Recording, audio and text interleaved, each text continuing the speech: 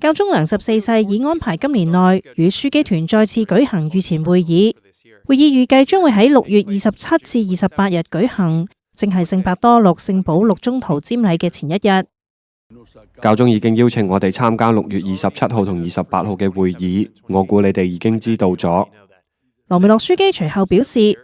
可能每年用3至4日嘅時間進行會議，而唔係每年召開2次，1年1次就已經足夠啦。會議嘅時間可以稍作延長。呢一次御前會議嘅時間有限，4個主要議題只係討論咗2個：世界主教代表會議與共議性，以及教會福傳與使命性。呢個好可能係教宗希望今後每年御前會議延長至3至4日嘅原因。教宗良14世最近嘅呢一啲舉措，表明佢希望加強樞機團嘅作用，亦就係教會嘅普世協作精神，充分考量世界各地嘅狀況，並聽取嚟自全球各地樞機嘅意見。